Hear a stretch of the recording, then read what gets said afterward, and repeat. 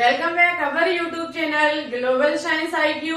I hope आप सभी लोग बहुत ही अच्छे होंगे, बिंदास होंगे और आपकी तैयारी भी बहुत ही बेहतरीन चल रही होगी। तो सबसे पहले हमारे सभी प्यारे प्यारे स्टूडेंट्स को गुड इवनिंग, शुभ संध्या, राधे राधे, जय श्री कृष्णा, जय माता दी। स्टूडेंट्स, आज हम आपके लिए केमिस्ट्री का लेक्चर नंबर 31 लेकर के आए हैं, जिसमें आज हम आपको बहुत ही कीमती और बहुत ही इम्पोर्टेंट जानकारी देने वाले हैं, जिसका नाम है ल्यूस बिंदु संकेत व ल्यूस बिंदु संरचना। बहुत ही कीमती टॉपिक है आज का।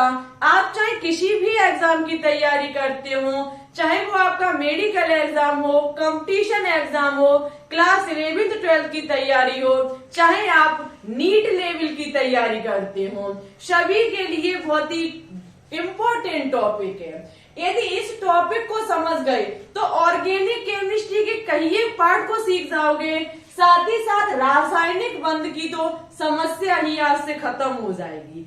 सच बता रही हूँ, बहुत इम्पोर्टेंट है, बहुत इजी भी है। जितना कठिन समझते हो उतना ही हम आज की क्लास में इसे इजी बना देंगे। ठीक है, इजी वे हम अपनाएंगे। साथ ही साथ आपको बस छोटा सा काम करना है, हर चीज को कॉपी में नोट डाउन करना है। ठीक है, और जैसे जैसे हम यह चीजों को समझाते जाएं, आप मेरे साथ कॉपी में नोट डाउन करते रहिएगा। बस छोटा सा काम कीजिएगा कि आज की क्लास को एक बार जम करके शेयर कर दीजिए। ठीक है, जिससे कि अदर स्टूडेंट्स की भी हेल्प हो सके। अच्छा, चलिए तो अब ज्यादा समय न लेते हुए डायरेक्ट हम टॉपिक पर आएंगे। सबसे पहले हम समझाएंगे ल्यूस बिंदु संकेत क्या होता है, ल्यूस डॉट सिंबल का लेबोस डॉट सिंबल क्या होता है। तो यहाँ लिखा हुआ है कि परमाणु के वहितम कोश में उपस्थित, परमाणु के वहितम कोश में उपस्थित इलेक्ट्रॉन की संख्या को किसी बिंदु के द्वारा, क्रॉस के द्वारा या फिर किसी अन्य के द्वारा उसके प्रतीक के चारों ओर दर्शाने पर प्राप्त संरचना ल्यूस संरचना कहलाती है। एक मिनट जरा गेट बंद कर दे क्योंकि आवाज आ रही। ठीक है, ओनली 1 सेकेंड।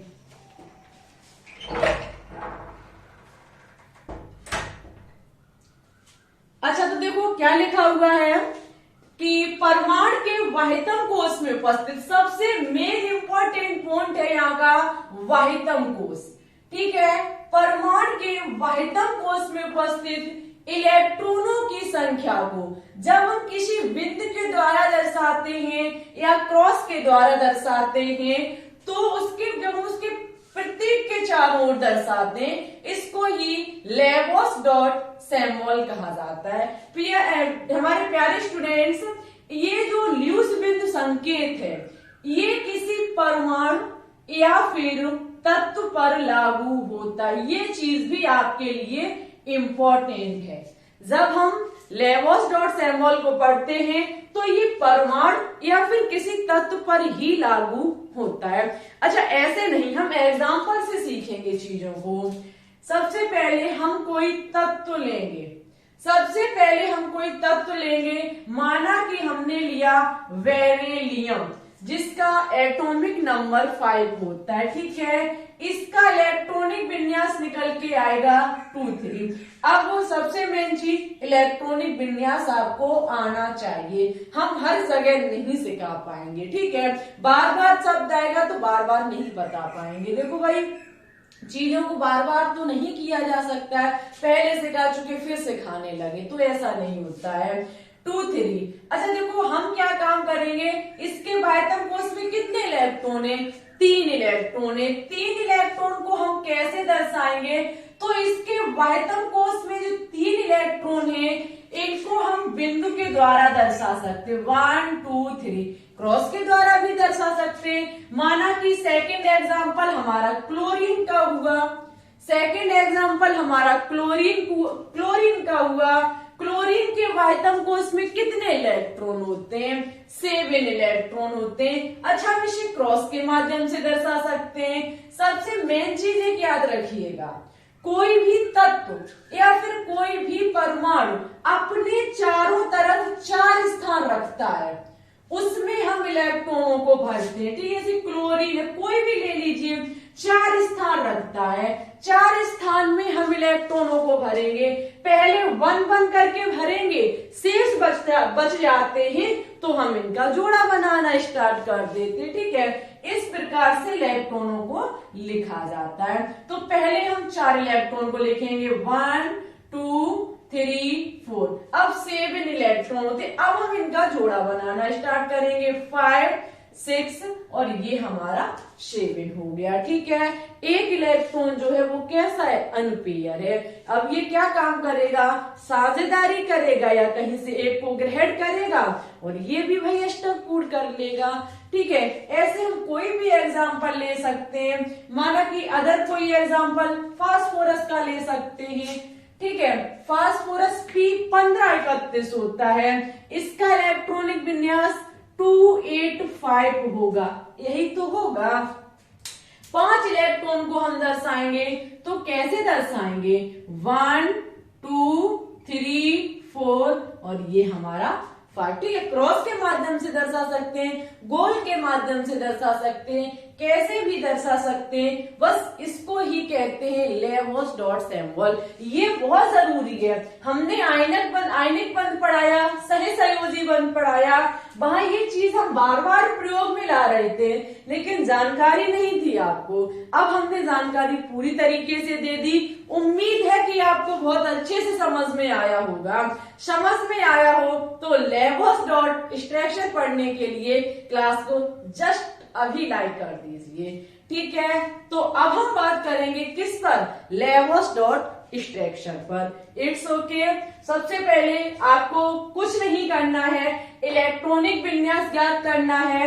वहतम कोष में उपस्थित इलेक्ट्रॉन को किसी के द्वारा हम प्रतीक द्वारा दर्शा देंगे, बट इसको ही हम क्या कहते हैं, इसको ही ल्यूस बिंदु संकेत संरचना कहा जाता है। ठीक है, अब संरचना क्या है वो आगे सीखेंगे। ठीक है, तो फिर चलिए इसकी ले लीजिए स्क्रीनशॉट, आगे हम बात करेंगे।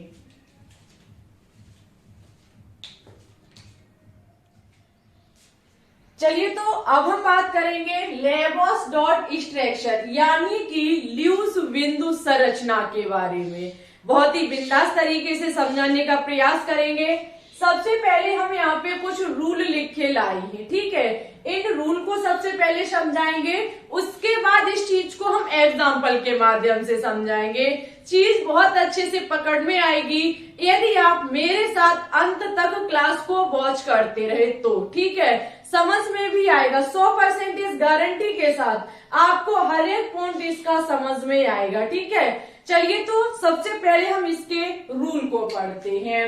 देखो स्टूडेंट्स, अभी हमने आपको ल्यूस बिंदु संकेत पढ़ाया, वहां पे मैंने कहा था कि ये किसी परमाणु या तत्व पर लागू होता है। ठीक है, किसी एटम या फिर किसी एलिमेंट्स पर लागू होता है। लेकिन बात की जाए आपके ल्यूस बिंदु संरचना पर, तो ये अणु के लिए होता है। ठीक है, किसके लिए होता है, अणु के लिए होता है। ये चीज भी याद रखिएगा, किसी अणु के लिए होता है। अच्छा, फर्स्ट पॉइंट लिखा हुआ है कि अणु में सभी परमाणु में उपस्थित संयोजी इलेक्ट्रॉन की कुल संख्या ज्ञात करना। लेवोस डॉट एक्सट्रैक्शन बनाने के लिए सबसे पहले जो हमारा अणु होगा उसमें उपस्थित जो परमाणु होंगे, क्योंकि अणु किससे मिलकर के बना होगा, 2 या 2 से अधिक परमाणुओं से मिलकर के बना होगा। तो परमाणुओं में उपस्थित उसके संयोजी कोष में कितने इलेक्ट्रॉन है, सबसे पहले हम उसको ज्ञात करेंगे। ठीक है, सेकंड पॉइंट कहता है कि धनायन हो तो इलेक्ट्रॉन कम करते हैं और ऋणायन हो तो इलेक्ट्रॉनों को जोड़ते हैं। कहने का मतलब है कि हो सकता है कि अणु पर कोई धनायन या फिर ऋणायन चार्ज हो। यदि धनायन है तो हम इलेक्ट्रॉन को कम कर देंगे। आपको पहले से पता है कि धनायन का मतलब इलेक्ट्रॉन का दान करना। जब कोई तत्व इलेक्ट्रॉन का दान करता है तो धनायन बनाता है। ठीक है, और यदि वो ऋणायन है तो हम इलेक्ट्रॉन को ऐड कर देंगे क्योंकि उसने इलेक्ट्रॉनों को ग्रहण किया होगा। अच्छा, थर्ड पॉइंट कहता है कि केंद्रीय परमाणु का चुनाव करेंगे। बहुत डिफिकल्ट भी है लेकिन इम्पोर्टेंट भी है। शुरुआत यहीं से होती है कि अब हम क्या काम करेंगे, केंद्रीय परमाणु धातु या फिर केंद्रीय परमाणु का चुनाव करेंगे। हमें देखना होगा कि उस अणु में कौन सा हमारा केंद्रीय धातु परमाणु है। अच्छा, कैसे पता करेंगे, तो जिसकी विद्युत ऋणात्मकता कम होगी, जिस अणु में उपस्थित परमाणु की विद्युत ऋणात्मकता कम होगी, वही हमारा केंद्रीय परमाणु होगा। अच्छा, इस चीज को हम यहाँ पे थोड़ा अलग से समझाने का प्रयास करेंगे। यदि कोई अणु है उसमें जो परमाणु कम संख्या में होगा वही हमारा केंद्रीय परमाणु कहा जाएगा। इट्स ओके, बट कभी कभी क्या होता है कि परमाणु जो होंगे अणु में उनकी संख्या समान हो सकती है, तो ऐसे में मुझे विद्युत ऋणात्मकता देखनी होगी। ठीक है। अच्छा, केंद्रीय परमाणु को मध्य में रखते हैं और चारों तरफ अन्य परमाणु को रखते हैं। ओनली पढ़ लीजिए, अभी समझाएंगे एग्जाम्पल से। केंद्रीय परमाणु को हम क्या काम करेंगे, बीच में रखेंगे और अदर एटम को हम उसके चारों तरफ लिख देंगे। ठीक है।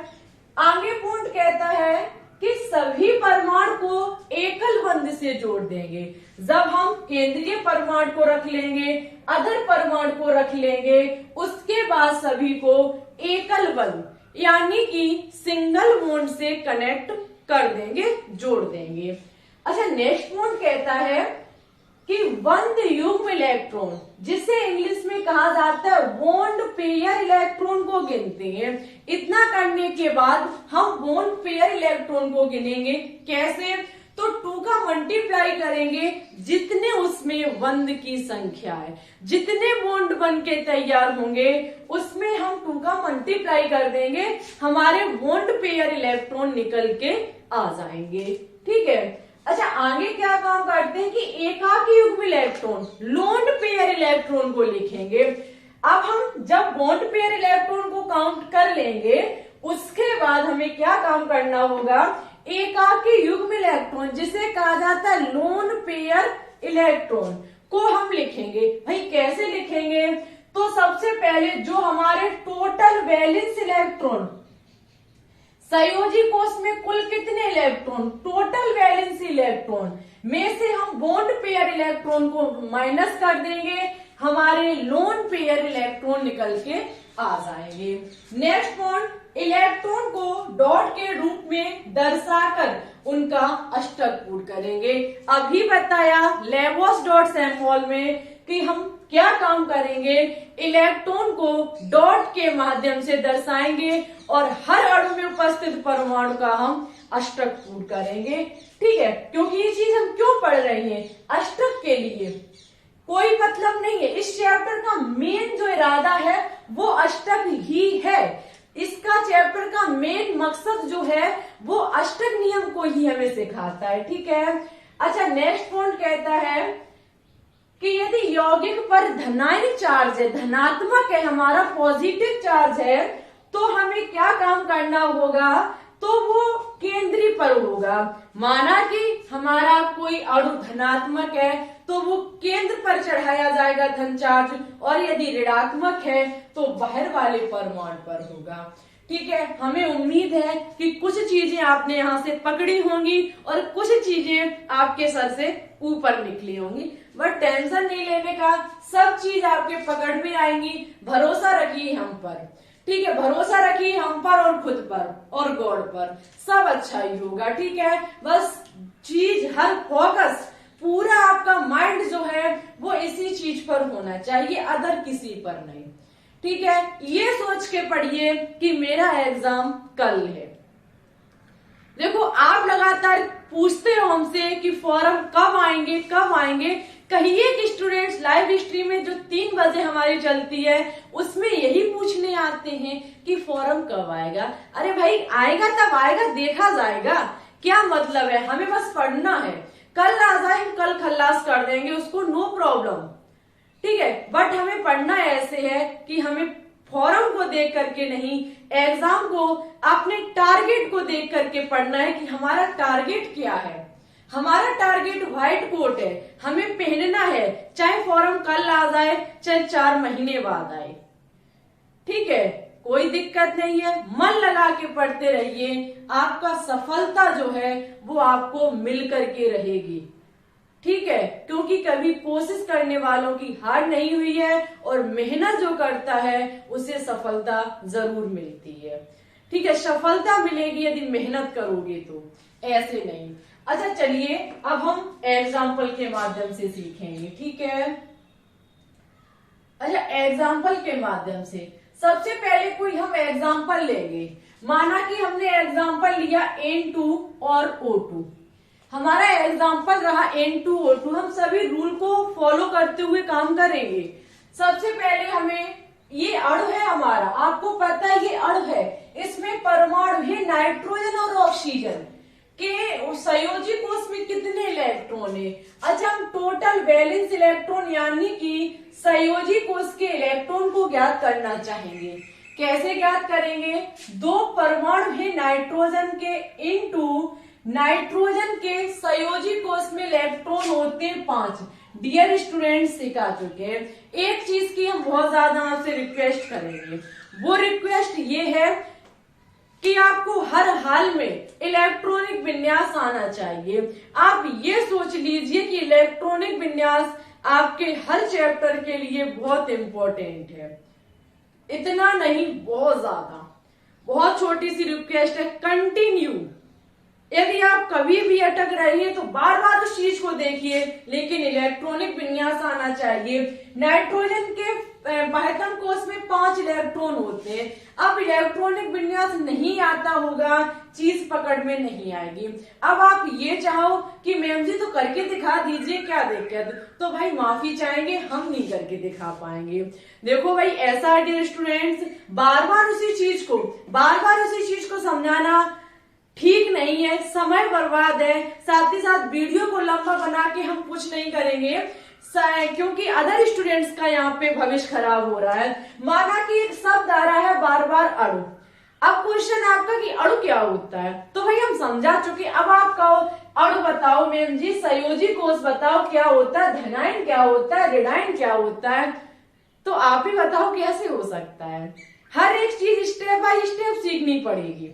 आप ये कहो कि आपको यदि जीना चढ़ना सीखना चाहते हैं तो आपको फर्स्ट सीढ़ी पर कदम रखना पता होना चाहिए। फर्स्ट के बाद आप सेकंड पे चढ़ोगे, सेकंड के बाद थर्ड पे चढ़ोगे। ठीक है, आपको हर सीढ़ी पता है कि कदम बाई कदम चढ़नी है, तभी हम छत तक पहुंच सकते हैं। उससे पहले हमें छत नसीब नहीं होगी। इसी प्रकार से यहाँ पर है, यदि आपने नहीं सीखी तो कुछ नहीं होगा।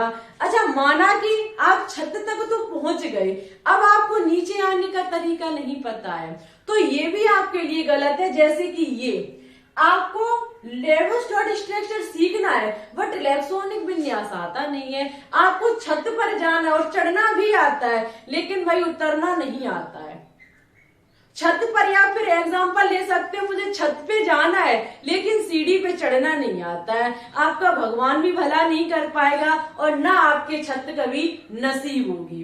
अब जीना तो चढ़ना सीखना पड़ेगा, बिन जीना चढ़ना आप कैसे छत तक पहुंच सकते, नहीं पहुंच पाएंगे। ठीक है, तो जीना चढ़ने के बाद ही आप छत पर पहुंच पाएंगे, तो पहले जीना को चढ़ना सीखिए। इसी प्रकार से हर क्लास को सीखिए, हर वीडियो को, हर पॉइंट को सीखते हुए चलिए। ये पॉइंट आपको 1 बाय 1 हर क्लास में देखने को मिलेगा। ठीक है, हर एक चीज बार बार नहीं सिखाई जा सकती, हर एक चीज बार बार मौके पर आने पर नहीं पढ़ाया जा सकता है। ठीक है, क्योंकि कई एक चीजें सिखा दी जाती हैं, आगे वो जब शब्द दोबारा आता है तो वहां से एक्सप्लेन नहीं किया जाता है। ठीक है, तो हमारी बस इतना ही कहना है कि हर एक क्लास 1 बाय 1 देखें। It's okay. यदि आप क्लास को टाइम से और नियम से और हर एक क्लास नंबर से देखेंगे तो आपके से कोई भी चीज भागेगी नहीं, हर चीज आपके पकड़ में जाएगी। ठीक है, तो पढ़ते रहिए फुल फोकस के साथ। अच्छा अब हम टॉपिक पे बात करेंगे। उसके बाद ऑक्सीजन के 2 परमाणु हैं यहाँ पे ऑक्सीजन के वायतम कोष में कितने इलेक्ट्रॉन होते हैं? 6 इलेक्ट्रॉन होते हैं। इनको हम काउंट करेंगे तो हमारा 22 निकल के आएगा। कितना निकल के आएगा? 22 निकल के आएगा। सेकेंड पॉइंट कहता है कि धनायन होगा तो इलेक्ट्रॉन को कम कर देंगे, ऋणायन होगा तो इलेक्ट्रॉन को जोड़ देंगे। भाई इस अणु पर न धनायन है न ऋणायन है, पॉइंट यहाँ पर छोड़ेंगे। नेक्स्ट पॉइंट कहता है कि केंद्रीय परमाणु का चुनाव करेंगे। अब हमने अभी कहा था कि यदि अणु में जो परमाणु कम मात्रा में होगा, कम संख्या में होगा, वही होगा हमारा केंद्रीय परमाणु। बट यहाँ पे नाइट्रोजन ऑक्सीजन दोनों की मात्रा एक समान है, तो मुझे विद्युत ऋणात्मकता को देखना पड़ेगा। विद्युत ऋणात्मकता नाइट्रोजन की कम होती है, किसकी अपेक्षा? ऑक्सीजन की अपेक्षा। ठीक है, इधर उधर हम क्या काम करेंगे? ऑक्सीजन को रखेंगे इधर उधर, क्योंकि नेक्स्ट पॉइंट कहता है चारों तरफ अन्य परमाणु को रखेंगे, तो दोनों तरफ हमने क्या काम किया? ऑक्सीजन को रख दिया। नेक्स्ट पॉइंट कहता है कि सभी परमाणु को एकल बंध से जोड़ देंगे। हम बिल्कुल नहीं दूर जा रहे हैं, नियम को ही फॉलो कर रहे हैं। ठीक है, हम क्या काम करेंगे कि एक से सभी सिंगल बॉन्ड के माध्यम से सभी को जोड़ देंगे। अब क्या काम करेंगे? बंध युग्म इलेक्ट्रॉन, बॉन्ड पेयर इलेक्ट्रॉनों की संख्या को देखेंगे। एक मिनट, हम ये देखते हैं कि कहीं फोन ओवरहीट तो नहीं हो गया। अच्छा, तो अब हम किसकी संख्या को देखेंगे? बंध युग्म इलेक्ट्रॉन, यानी कि बॉन्ड पेयर इलेक्ट्रॉन को गिनेंगे। कैसे गिनेंगे? तो देखो, बॉन्ड पेयर इलेक्ट्रॉन जिसे हम शॉर्ट में वीपी इलेक्ट्रॉन भी कह सकते हैं। ठीक है, यहाँ पे हमें क्या करना पड़ेगा? 2 इंटू जितने भी बॉन्ड हैं, बंध की संख्या है, उसको लिखना होगा। तो कितनी निकल के आएगी? 6 निकल के आएगी। ठीक है, उसके बाद हम क्या काम करेंगे? लोन पेयर इलेक्ट्रॉन को देखेंगे। लोन पेयर इलेक्ट्रॉन को शॉर्ट में एलपी इलेक्ट्रॉन कहेंगे। टोटल बैलेंस इलेक्ट्रॉन जितने निकल के आए, उनमें से बॉन्ड पेयर इलेक्ट्रॉन को माइनस कर देंगे, तो कितना निकल के आएगा? यहां से हमारा 16 संख्या निकल के आएगी लोन पेयर इलेक्ट्रॉन की। कितनी निकल के आएगी? 16 निकल के आएगी। कहने का मतलब है कि टोटल 22 थे हमारे, जिसमें से 6 इलेक्ट्रॉन हमारे लिख चुके हैं। अच्छा चलो, उस चीज को नहीं भी देखेंगे तब भी हम काउंट कर सकते हैं। कैसे? ऐसे देखना, 1, आपको पता है सिंगल बॉन्ड में 2 इलेक्ट्रॉन होते हैं। एक सिंगल बॉन्ड में 2 इलेक्ट्रॉन होते हैं। 1 2 3 4 5 6।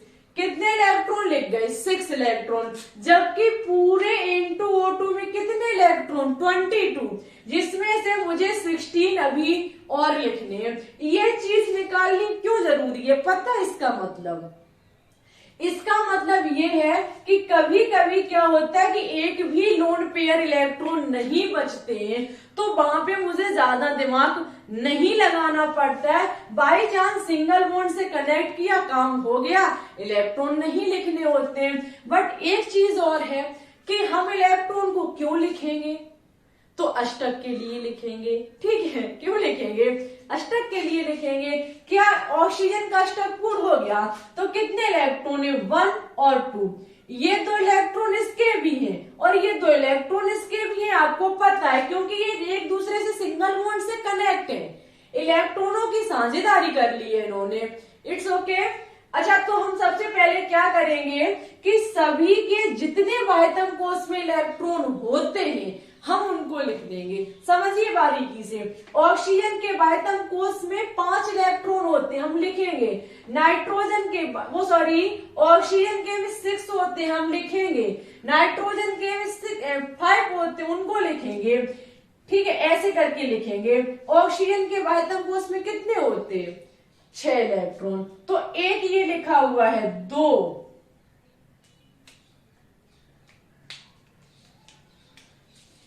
3 4, ये हुआ हमारा 5 और ये हमारा 6। नाइट्रोजन के वायतम कोष में 5 इलेक्ट्रॉन होते हैं, 1 2 3 4 और ये हमारा 5। पहले हम लिखेंगे, उसके बाद चेक करेंगे क्या सभी के अष्टक पूर्ण हुए या नहीं हुए। ठीक है, उसके बाद नाइट्रोजन के भी 5, 1 2 3 4 और ये हमारा 5। ऑक्सीजन के 1 2 3 4 5 और ये 6।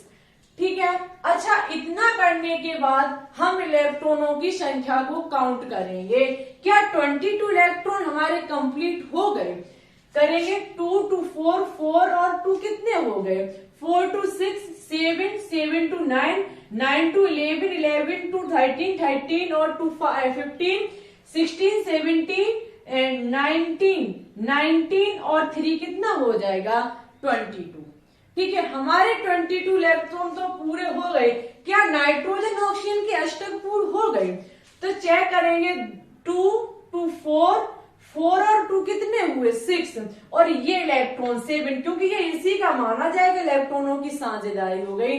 इस ऑक्सीजन के 7 इलेक्ट्रॉन पूर्ण तो हो गए, लेकिन 8 हमें चाहिए। तो क्या काम होगा? ये इसका अनपेयर है, इसका भी अनपेयर है, आपस में इलेक्ट्रॉनों की साझेदारी कर लेंगे। ये भी ऐसा ही काम करेगा। जब ये कर लेगा तो सभी का चेक कर लीजिएगा, अष्टक पूर्ण हो जाएगा। ठीक है, नाइट्रोजन का भी हो जाएगा और ऑक्सीजन का भी हो जाएगा। ऐसे करके हमारी N2O2 की क्या बनती है? संरचना बन के तैयार होती है। ये चीज आपको बहुत जरूरी है, ऑर्गेनिक केमिस्ट्री के लिए भी बहुत जरूरी है। ठीक है, चलिए नेक्स्ट एग्जांपल देखेंगे। सेकंड, माना कि हमारा सेकंड एग्जांपल है क्या है भाई? CO3 इसको समझिए, CO3 सबसे पहले टोटल वैलेंस इलेक्ट्रॉन देखेंगे। टोटल वैलेंस इलेक्ट्रॉन, कार्बन के टोटल वैलेंस इलेक्ट्रॉन, कार्बन के वायतम कोष में कितने इलेक्ट्रॉन होते हैं? 4 इलेक्ट्रॉन होते हैं। ऑक्सीजन के वायतम कोष में 6 इलेक्ट्रॉन होते हैं। 2 माइनस है, माइनस होने पर जोड़ देंगे हम, तो 2 को ऐड कर देंगे। कितना निकल के आएगा हमारा? 24 निकल के आएगा। कितना निकल के आएगा? 24 निकल के आएगा। उसके बाद हम क्या करेंगे? केंद्रीय धातु परमाणु का चुनाव करेंगे। अच्छा, ऑक्सीजन के परमाणु 3 हैं और कार्बन का 1 है, तो कार्बन हमारा केंद्रीय धातु परमाणु माना जाएगा। ठीक है, इतना करने के बाद क्या काम होगा? चारों तरफ हम ऑक्सीजन को लिखेंगे। चारों तरफ हम क्या काम करेंगे? ऑक्सीजन को लिख देंगे। 3 ऑक्सीजन थी, तीनों को हमने लिख दिया। अच्छा, बॉन्ड पेयर इलेक्ट्रॉन भी ज्ञात कर लेंगे। पहले हम क्या करेंगे? सिंगल बॉन्ड से जोड़ देंगे। सिंगल बॉन्ड से कनेक्ट कर दिया। ठीक है, सिंगल बॉन्ड से हमने क्या काम किया? कनेक्ट कर दिया। उसके बाद हम क्या काम करेंगे? यहाँ पे देखेंगे bond pair electron. Bond pair electron 3 bond है, तो 2 into 3 यानी कि 6 निकल के आएगा। लोन पेयर इलेक्ट्रॉन कितने निकल के आएंगे? 24 माइनस की 6 यानी कि 18 इलेक्ट्रॉनों को अभी और लिखना है मुझे। चलिए, तो क्या काम करेंगे? हम डॉट के माध्यम से दर्शाना स्टार्ट करेंगे। जब दर्शाना स्टार्ट करेंगे, ऑक्सीजन के वायतम कक्ष में कितने इलेक्ट्रॉन होते हैं? 6 होते हैं। 1 हो गया, 2 3 4 5 और ये हमारा 6। कार्बन के वायतम कोष में 4 इलेक्ट्रॉन होते हैं, जहां पे 1 2 3 लिखे हुए हैं, 1 यहाँ पे लिख देंगे। ठीक है, इसके बाद इसके वायतम कोष में 6 इलेक्ट्रॉन, 1 2 3 4 5 और ये हमारा 6। इसी प्रकार से यहां भी हम करेंगे। ठीक है, इतना हमारा हुआ कि नहीं हुआ? हो गया। अब क्या काम करेंगे? जो हमारे सिंगल बॉन्ड से हैं, जो हमारे, हम अब ये चेक करेंगे कि किस किस का अष्टक पूर्ण हो गया। इसका देखेंगे 2 2 4 2 6 और एक 7 इलेक्ट्रॉन हुए इस कार्बन के, ऑक्सीजन के। कार्बन के देखेंगे 1 2 3 4 5 6 7, कार्बन के भी 7 हुए। इसके देखेंगे, इसके चेक करेंगे 2 2 4, 4 और 2, 1 मिनट, हाँ अब सही है, ठीक है। 2 2 4 2 6, इसके भी 7 ही हुए। इसके देखेंगे 2 2 4 2 6 और 1 7, यानी कि इसके भी 7 ही हुए, सबके 7 हो गए। हम क्या काम करेंगे कि कुछ इलेक्ट्रॉन यहाँ पे अनपेयर भी है, तो उनको क्या काम करेंगे, एक दूसरे की इलेक्ट्रॉनों की साझेदारी से कनेक्ट करेंगे। ये इलेक्ट्रॉन इसका भी होगा और ये इलेक्ट्रॉन इसका भी होगा। जब ये आपस में एक दूसरे के हो जाएंगे तो इसका भी अष्टक पूर्ण हो जाएगा और इसका भी अष्टक पूर्ण हो जाएगा। ये वाला जो होगा वो इसके साथ इलेक्ट्रॉन की साझेदारी करेगा, जो ये इसका भी हो जाएगा और ये इसका भी हो जाएगा। इस प्रकार से हमारी संरचना बनके तैयार होगी। 2 है, माइनस चार्ज जो होता है वो बाहर लगाया जाता है, ठीक है। इस प्रकार से हमारी CO3 2- की संरचना दर्शाई जाती है, ठीक है। ऐसे जाकर के हमारी इसकी संरचना बनके तैयार होती है। हमें उम्मीद है कि आपको यहाँ से बहुत कुछ समझ में आया होगा। चलिए और भी एग्जाम्पल देखेंगे, हम और भी एग्जाम्पल देखेंगे, कोई दिक्कत नहीं, समझते रहिए। जितना समझोगे, जितना सीखोगे, आपके लिए बहुत बहुत बहुत बेनिफिट पहुंचाएगा। अच्छा, नेक्स्ट है हमारा HCl। नेक्स्ट एग्जाम्पल है HCl। टोटल बैलेंस को देखेंगे। टोटल बैलेंस इलेक्ट्रॉन कितने, हाइड्रोजन के वायतम कोष में 1 होता है, कार्बन के में 4 होता है और नाइट्रोजन के वायतम कोष में 5 इलेक्ट्रॉन होते हैं, निकल के आएंगे 10, ठीक है। हम क्या काम करेंगे, विद्युत ऋणात्मक तत्व को लिखेंगे। यहाँ पे जो विद्युत ऋणात्मक तत्व है वो हमारा क्या है, वो हमारा कार्बन है। जब यहाँ पे कार्बन है तो हाइड्रोजन और नाइट्रोजन को, विद्युत ऋणात्मक तत्व कार्बन जो केंद्रीय धातु परमाणु होगा, हाइड्रोजन और नाइट्रोजन इधर उधर लिखेंगे और सिंगल बॉन्ड से कनेक्ट कर देंगे, ठीक है। सिंगल बॉन्ड से जब हम कनेक्ट कर देंगे तो हम बॉन्ड पेयर इलेक्ट्रॉन को ज्ञात करेंगे। बॉन्ड पेयर इलेक्ट्रॉन कितने होंगे, तो 2 हैं, तो 2 × 2 यानी कि 4। और लोन पेयर इलेक्ट्रॉन कितने निकल के आएंगे, तो लोन पेयर इलेक्ट्रॉन 2- की 4 कर देंगे यानी कि 6 निकल के आएंगे, ठीक है। अब मुझे 6 इलेक्ट्रॉनों को यहाँ पे दर्शाना है। सबसे पहले हम अष्टक देखते हुए काम करेंगे।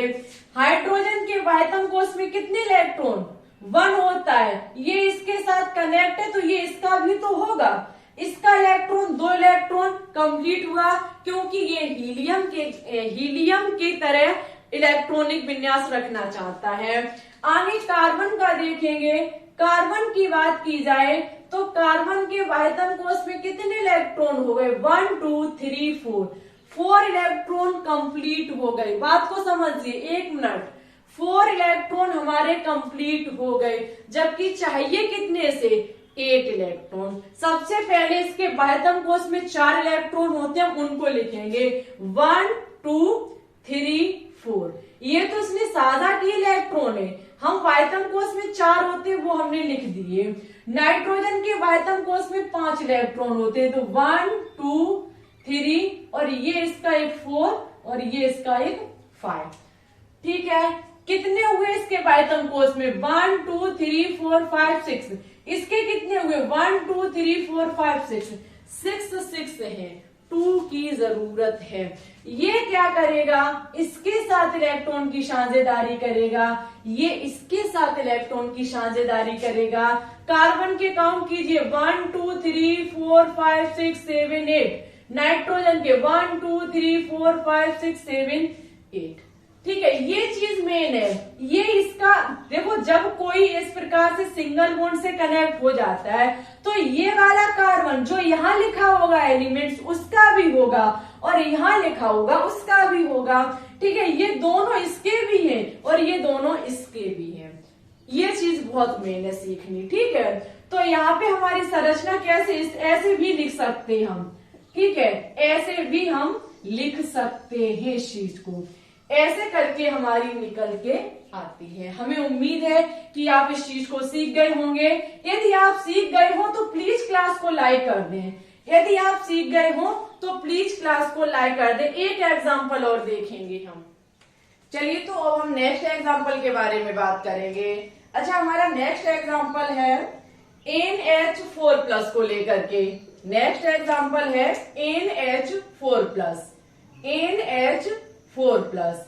अच्छा, इसमें हम क्या करेंगे, टोटल वैलेंस इलेक्ट्रॉन ज्ञात करेंगे। टोटल वैलेंस इलेक्ट्रॉन को ज्ञात करेंगे, ठीक है। तो देखो, इसमें नाइट्रोजन के वाहितम कोष में 5 इलेक्ट्रॉन होते हैं, 4 हाइड्रोजन है, तो 4 × 1 प्लस का 1 है, तो हमें माइनस का 1 करना पड़ेगा, ठीक है। हमारा निकल के आएगा 5 × 4 × माइनस की 1, यानी कि 5 और 4 9 माइनस की 1 यानी कि 8 निकल के आएगा, ठीक है। उसके बाद देखो हम क्या करेंगे, केंद्रीय परमाणु का चुनाव करेंगे।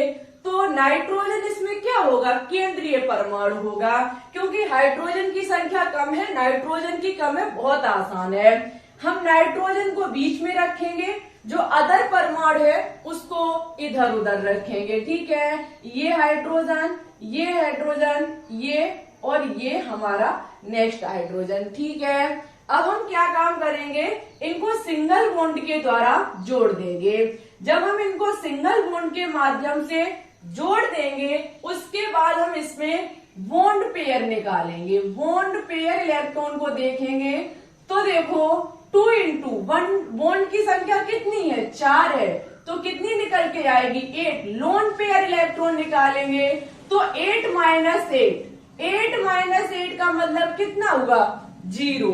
8 - 8 का मतलब क्या हुआ, 0। लोन पेयर इलेक्ट्रॉन की संख्या जो है वो कितनी निकल के आएगी, 0 निकल के आएगी। तो हम यहाँ पे अब मुझे क्या करना, एक भी लोन पेयर नहीं चाहिए, तो बस हमारा कंप्लीट हो गया स्ट्रक्चर। एक बार काउंट करके देखते क्या वास्तविकता सभी के अष्टक पूर्ण हो गए। अच्छा, सबसे पहले नाइट्रोजन को देखेंगे, 1 2 3 4 5 6 7 8 नाइट्रोजन इज कंप्लीट। हाइड्रोजन को देखेंगे 1 2 1 2 1 2 1 2 हमारा कंप्लीट हो गया। इसलिए ही लोन पेयर बहुत जरूरी है। यदि 0 आ जाता है, आगे सोचने की हमें जरूरत नहीं पड़ेगी, ठीक है। और यदि नहीं निकल के आता है, तो यदि हाँ कुछ निकल के आता है, तो भाई मुझे डॉट के माध्यम से, क्रॉस के माध्यम से, अदर किसी की सहायता से मुझे अष्टक को पूर्ण करना पड़ेगा।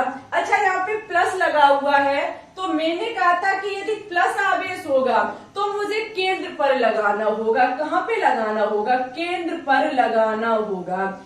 ये हमारी NH4+ की संरचना बनके तैयार हो जाएगी, ठीक है। अच्छा, एक क्वेश्चन होमवर्क में लिखेंगे। सबसे पहले एक क्वेश्चन आपका होमवर्क में है कि CaH2 में टोटल वैलेंस इलेक्ट्रॉन की संख्या कितनी होगी। CaH2 में टोटल वैलेंस इलेक्ट्रॉन की संख्या कितनी होगी, आपको हमारे कमेंट बॉक्स में कमेंट करके बताना होगा, ठीक है। देखते हैं कितने स्टूडेंट्स क्वेश्चन का आंसर सही देते हैं। यदि आपका राइट हुआ तो आपको रिप्लाई मिलेगा कमेंट बॉक्स में, ठीक है। आज की क्लास कैसी लगी बताइएगा जरूर। अच्छी लगी हो तो प्लीज इसे लाइक करें, दोस्तों के साथ शेयर करें। चैनल पे अभी न्यू हैं तो चैनल को सब्सक्राइब करके बेल आइकन को दबा के ऑल पर क्लिक जरूर कर लें, जिससे आने वाली वीडियो के नोटिफिकेशन आपके पास टाइम टू टाइम पहुंचते रहे, ठीक है। तो फिर आज के लिए बस इतना ही रखते हैं। साथ ही साथ टेलीग्राम चैनल को ज्वाइन कर ले, लिंक डिस्क्रिप्शन में डली हुई है, जिसका नाम है ग्लोबल साइंस IQ। रोजाना शाम 3 बजे लाइव जरूर आया करे, ठीक है। रोजाना दोपहर 3 बजे, ठीक है, जहाँ पे एक 500 क्वेश्चंस की सीरीज चलाई जा रही है। जल्द ही आपकी ऑर्गेनिक केमिस्ट्री को स्टार्ट किया जाएगा। सपोर्ट करते रहिए, आपकी ऑर्गेनिक केमिस्ट्री को भी स्टार्ट कर देंगे। तो फिर ठीक है, चलते हैं। Thanks for watching this video. जय हिंद, जय भारत, ऑल द बेस्ट।